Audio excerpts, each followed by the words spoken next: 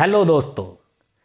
तो कहानी एक साहूकार की है जो एक राज्य में अपने परिवार, अपने संबंधियों और रिश्तेदारों के साथ में रह रहा होता है। व्यापार में अच्छी तरक्की होती है, बड़ा ही धर्म कर्म वाला इंसान होता है। तो उसका जीवन यापन बड़ी ही उन्नत तरीके से चल रहा होता है और पैसे धन धान्य की उसके पास कोई कमी नहीं होती। तो समय बीतते बीतते एक रात उसको स्वप्न आता है। तो सपने में माता लक्ष्मी आती है और कहती है कि भाई साहूकार, देखो अब मेरा जो है आपके पास से जाने का वक्त हो गया है और अब मेरी जगह जो है टोटा आएगा। टोटा यानी कि दोस्तों हानि। तो साहूकार बोला, माता रानी क्या ये ज़रूरी है? तो लक्ष्मी जी बोलती है कि हाँ साहूकार, ये तो विधि का विधान है, इसे तो कोई बदल ही नहीं सकता।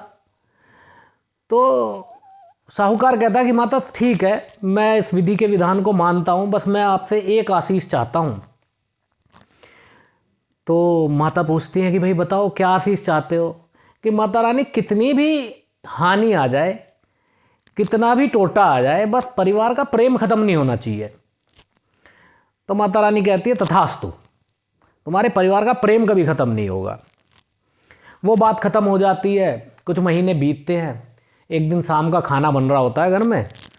तो उनकी जो है बड़ी बहू खाना बना रही होती है। तो बड़ी बहू अपना 2 चम्मच जो है सब्जी में नमक डाल देती है। उसके बाद उसकी बड़ी बहू को जो है उसकी सास आवाज़ लगा लेती है। तो वो वहाँ पे चली जाती है। तो छोटी बहू आती है, देखती है कोई है नहीं यहाँ पे और सब्जी जो है में खदका लगना शुरू हो गया है।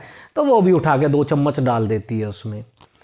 ऐसा करके उसकी जो 4-5 बहुएं होती हैं और उसकी एक आध बेटियां 2-2 चम्मच करके सब उसकी सब्जी के अंदर नमक डाल देती हैं। अब भोजन बन के तैयार हो जाता है और साहूकार को वो भोजन परोस दिया जाता है सबसे पहले, क्योंकि वो सबसे बड़ा परिवार का सदस्य था। तो साहूकार जब पहला ही टुकड़ा लगाता है तो उसको एकदम लगता है वो तो कड़वा। तो जब उसको वो कड़वा लगता है तो वो सोच जाता है मन में कि अब ना टोटा का वास शुरू हो गया है। ये लक्षण जो हैं उसी को प्रतीत कर रहे हैं, क्योंकि पहले कभी ऐसा नहीं हुआ है। तो उसने चुपचाप खाना खाया और अपने कमरे में सोने के लिए चला गया। उसके बाद उसका बड़ा बेटा आया, उसने भी टुकड़ा लगाया, बट उसने देखा कि ये तो बड़ा कड़वा और पिताजी तो खा के चले गए। तो वो लेकिन ये सोचता है कि जब पिताजी ने ये खाना खा लिया है तो मैं कौन होता हूँ नुक्स निकालने वाला। तो उसने भी चुपचाप अपना टुकड़ा तोड़ा, खाना खाया और चला गया। ऐसे कर करके जो है परिवार के सारे सदस्य एक दूसरे को देखते हुए कि अरे मेरे जब बड़े भाई ने नहीं कहा, अरे बड़ी भाभी ने कुछ नहीं बोला खाने के बारे में, तो मैं कौन होती हूँ। ऐसे कर करके सब लोगों ने वो खाना खा लिया और सोने के लिए चले गए।